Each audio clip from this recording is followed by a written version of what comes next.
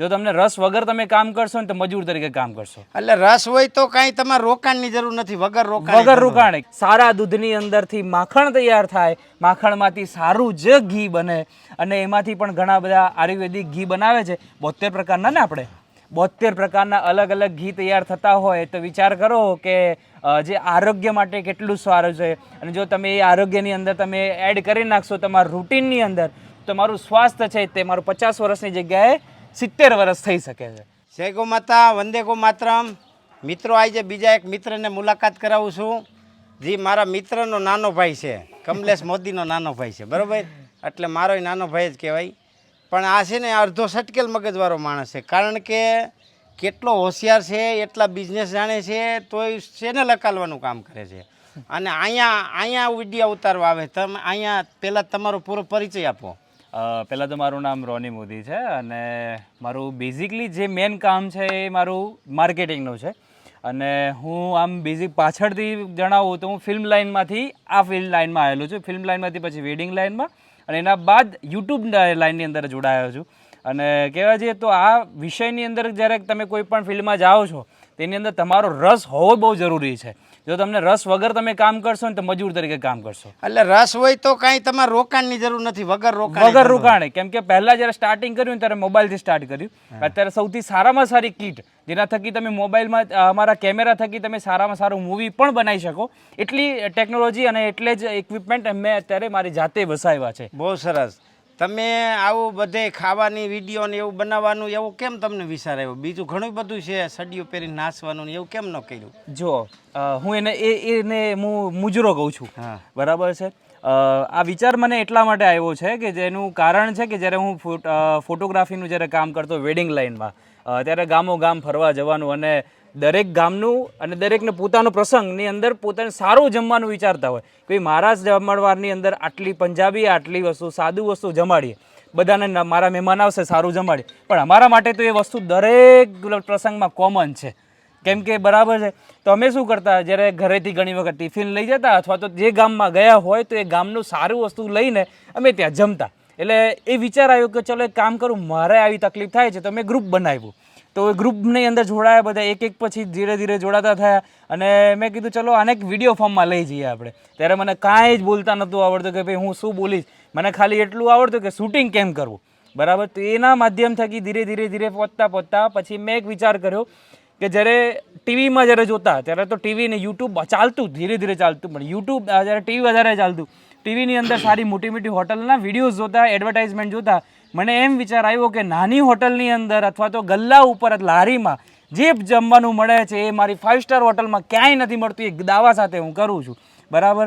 તો એ જ વસ્તુ મેં વિચાર કર્યો કે નાની ગલ્લાવાળા, નાના લારીવાળાને સારા કેમેરાની અંદર સારું શૂટિંગ કરીને મોટા માર્કેટિંગવાળાને પછાડવા છે અને મોટું માર્કેટ ઊભું કરવું છે.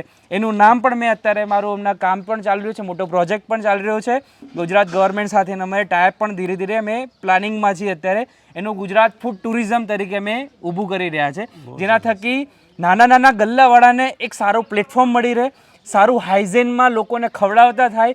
એ જૂની બુદ્ધિ જે વિચારતા હોય કે ભાઈ આવું ન કરાય, આમ ન કરાય, એનાથી બહાર આવીને લોકો સાથે આપણે દુનિયા સાથે મેળવવાનો અમે ટ્રાય કરી રહ્યા છે. જેમ ગોંડલમાં આવ્યો એટલે ભાઈ અહીંયા પરોઠા અને શાક બહુ સરસ મજાનું મળે છે. એમનું જે શ્રીખંડ જે વાટકીમાં આપે છે એ ક્યાંય નથી મળતું.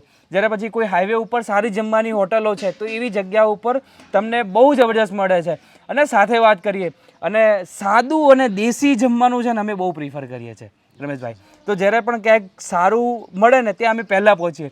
તો તમારો વિડીયો તો બહુ બધા જોયા છે, વિડીયો તમારા ચેનલ પણ અમે સબસ્ક્રાઇબ કરી છે, સારી ઇન્ફોર્મેશન તમારા થકી મને મળતી હોતી હોય છે. અને ખાસ તમારું મેં ઘી જ્યારે મંગાવ્યું ને ઘરે, તો ઘરના મારું ઢીંગલી આવી ને ત્યારે મેં ઘી મંગાવ્યું તો કે ભાઈ આ ઘી બહુ જ સરસ છે.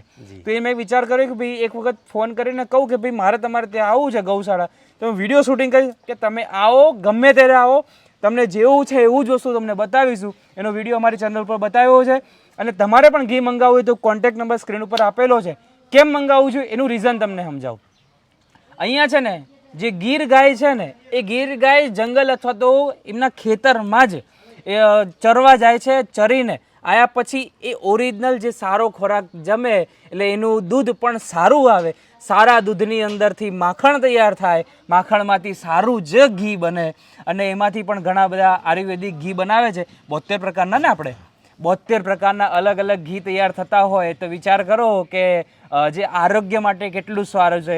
અને જો તમે એ આરોગ્યની અંદર તમે એડ કરી નાખશો તમારા રૂટીનની અંદર, તમારું સ્વાસ્થ્ય છે તે મારું 50 વર્ષની જગ્યાએ 70 વર્ષ થઈ શકે છે.